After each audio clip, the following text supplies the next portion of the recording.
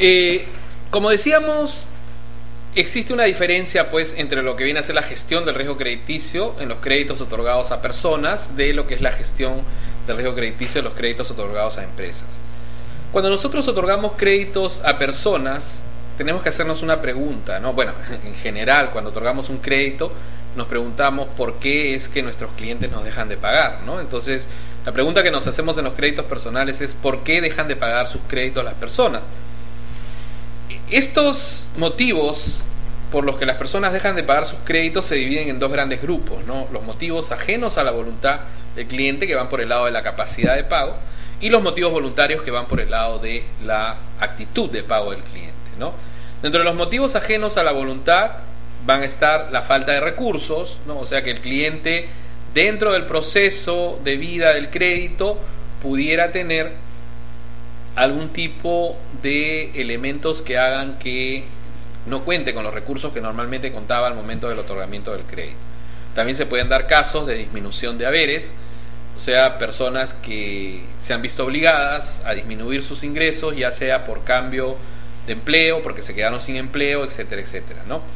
La pérdida del empleo también genera una incapacidad de pago por parte de los deudores. Y finalmente también existen casos de gastos extraordinarios, muchas veces que tienen una mayor prioridad que el pago de las obligaciones crediticias, como pueden ser gastos de salud, etcétera, por accidentes, etcétera, que pudieran generar pues algunos problemas de capacidad de pago para los clientes. Y los motivos voluntarios, los que se conocen, que están relacionados con lo que viene a ser la actitud de pago del cliente, está por ejemplo la falta de cultura crediticia, gente que se endeuda, que no conoce lo que es o no tiene el concepto real o la responsabilidad de hacer frente a sus obligaciones, o personas que se sobreendeudan. Sabemos que ahorita existe mucha oferta de créditos en el mercado y es muy fácil endeudarse, ¿no? Entonces, personas que no miden bien su capacidad de pago se sobreendeudan y finalmente terminan en lo que se conoce criollamente como entrando en un carrusel, donde le está debiendo a muchas instituciones financieras y cada día se va a ver más imposibilitado de poder hacer frente a todas esas obligaciones. Y finalmente tenemos casos de irresponsabilidad. Hay personas que son irresponsables, que no les interesa hacer frente a sus obligaciones, y finalmente y en último lugar tenemos lo que vienen a ser los fraudes, pues, ¿no? Que siempre nos faltan, o sea, personas u organizaciones que se dedican a defraudar, a tomar créditos y no devolverlos mediante actividades delictivas. Entonces, cuando nosotros gestionamos este riesgo, tenemos que enfocarnos en cada uno de estos motivos. O sea, nosotros, para poder desarrollar una política de gestión de riesgo crediticio, vamos a tener que ver qué es lo que puede ocurrir que haga que mi cliente no me pague, para entrar a atacar cada uno de esos puntos y poder reducir mi exposición al riesgo crediticio. ¿Qué elementos debemos evaluar entonces cuando nosotros otorgamos un crédito a una persona? En primer lugar, tenemos que evaluar los ingresos de la persona, ¿no? Estos ingresos pueden ser de diferentes formas. Hay personas que tienen ingresos fijos, hay personas que tienen ingresos variables. O sea, el que tiene un ingreso fijo es el que tiene un sueldo, que todos los meses es el mismo sueldo, pero hay personas que tienen sueldos variables, que ganan comisiones o que ganan en función a ciertos trabajos que realizan y que no necesariamente tienen los mismos montos en el tiempo, ¿no? Podría ser que un mes gane menos, en otro mes gane un poco más, etcétera, etcétera, ¿no? Estos ingresos fijos y variables, entonces sabemos que frente a un ingreso variable existe un mayor riesgo que frente a un ingreso fijo. Un ingreso fijo sabemos que el cliente siempre va a tener el mismo flujo de ingresos que le va a permitir poder hacer frente a sus obligaciones. Otro elemento a considerar dentro de los ingresos es ver si esos ingresos son estables o son inestables, ¿no? Va a depender también mucho de la calidad crediticia del empleador de nuestro cliente o de la estabilidad que estos ingresos tengan en el tiempo. Otra forma que tenemos que ver, y en el caso peruano que es muy importante tomar en cuenta, es que si los ingresos son demostrables, ¿no? No todas las personas pueden demostrar sus ingresos.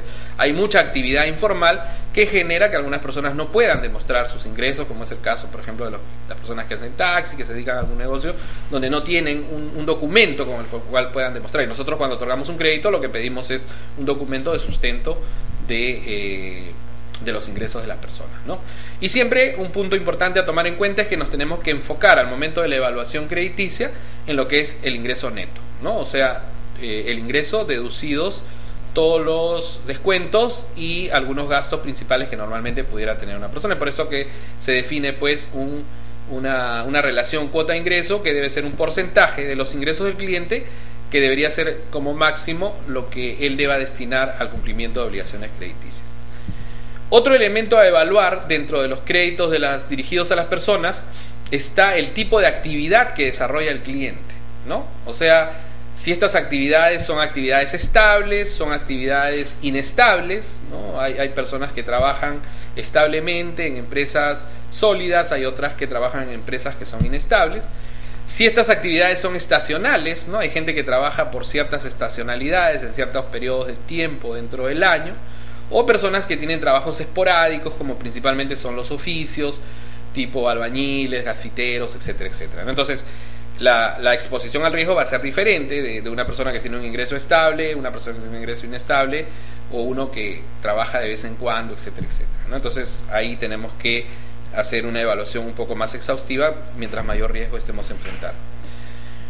Como la mayoría de nuestros clientes, personas naturales, principalmente tienen un empleador, tienen un trabajo,